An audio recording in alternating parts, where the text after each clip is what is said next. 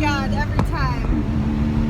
Oh, So today is just going to be a quick video where I debunk a lot of myths that are out there about the Porsche Cayman. So the first myth is that the Cayman is just a Boxster with a hardtop roof. The Cayman is unique in that it's one of the few hardtop versions of a platform that's more expensive than the convertible, until the most recent version, of course. And the reason why the Cayman is more expensive than the Boxster is because the Boxster came out way before the Cayman, back in the 90s, along with like the 996 Carrera or 996 911 generation.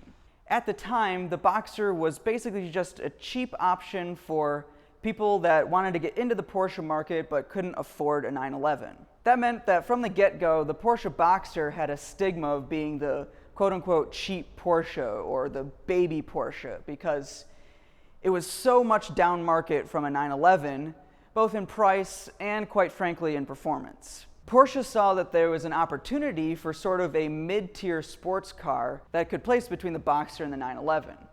That's where the Cayman came in. So from the beginning, the Cayman was meant to be a slight step above the Boxster in terms of price and performance. Chris Harris even proclaimed that the base Cayman has better steering than any 997, a more attractive cabin, and still retains the same generic feel of the controls.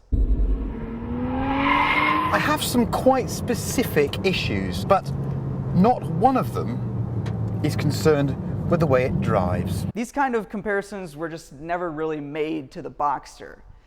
Nobody was really talking about the Boxster in the same sentence as they were talking about a 997, even though the Boxster and the Cayman were underneath mechanically very, very similar. Of course, that may be different now with the 718 since they've made them a lot more similar in terms of performance, and the convertible is more expensive than the hardtop, unlike it was in all the previous generations of the Cayman. And that brings me to the next myth, which is the Porsche Cayman was actually about to be faster than the 911 when it was in development, and Porsche engineers had to scramble to slow it down and sort of nerf the power and performance of it so that it wouldn't exceed the performance of the 911. Now, as much as I love the intrigue of this myth, it's simply not true. From the get-go, the Cayman was always supposed to just be a fun sports car in a segment well below the 911 for people that are looking for something that's a bit more performance and driver-oriented than a Boxster, but not anywhere close to the price and the speed of a 911. At no point were Porsche engineers worried that the Cayman was going to somehow be faster or higher performing than the 911, and they definitely didn't have to reverse course and take actions to decrease the engine capacity and slow it down so that it wouldn't exceed the 911 in terms of performance. And you can see the evidence for this if you just look at the engine options and the engine capacity in all the Caymans from the beginning. The engine bays and the whole powertrain were designed around smaller engines than the 911 and less power. They never anticipated building a four-wheel drive version. They never anticipated building a turbo version. It was always designed to be a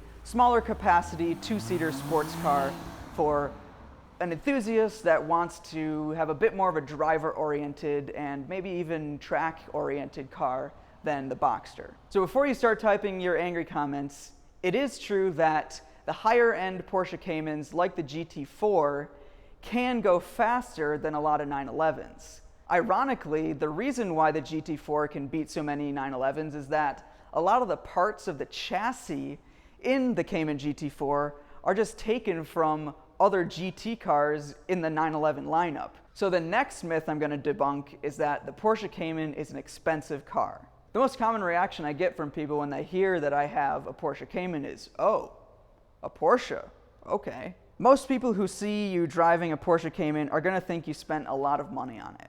I mean, sure, a brand new Cayman is very expensive by any standards. You can easily get a Cayman GTS over $125,000 right from the factory. But my Cayman cost $21,000. That's less than the MSRP of a base model Ford Fusion. So the perception of older Caymans in terms of price is way above what they actually cost. It's not nearly as expensive as people think it is, but you have to have a little bit more disposable income than average in order to afford it.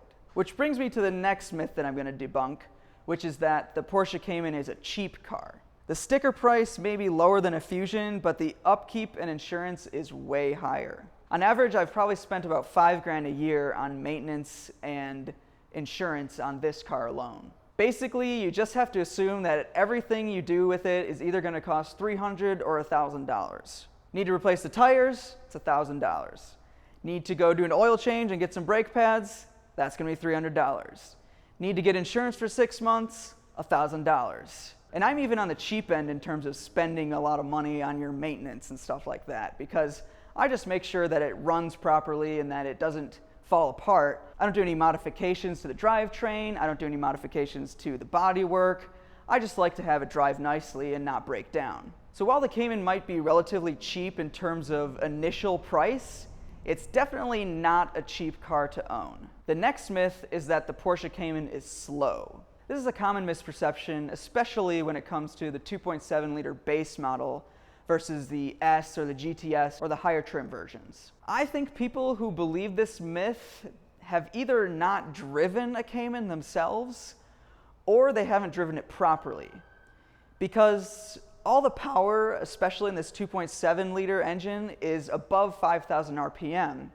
And so if you try to drive it like a Mustang or a turbocharged sports car, keeping the revs slightly lower than that, you're never really going to get into the high power band, and yeah, it will feel kind of sluggish and slow compared to other sports cars in this tier. But if you get used to driving above 4,000 RPM, oh my god, every time. There's no way that you're going to think this car feels slow. The next myth is that you can't drive a Porsche Cayman in the snow. This is just a dumb myth that's perpetuated by people who don't have any sense of adventure and would rather just let their car sit in the garage as much as possible and never actually take it out anywhere. The fact is, it's perfectly fine to drive your Cayman in the snow.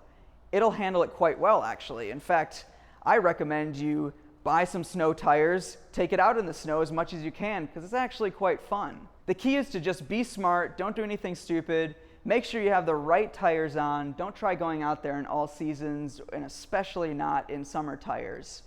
But if you have the right tires and you know what you're doing and you stay safe, it's perfectly fine to drive in the snow. So the next myth is that the Porsche Cayman is a gas guzzler. Obviously, it's not the most efficient car in the world, but in terms of all the cars that I've owned, it's actually the second most efficient overall. It gets better gas mileage than my Chevy Malibu, which was my first car.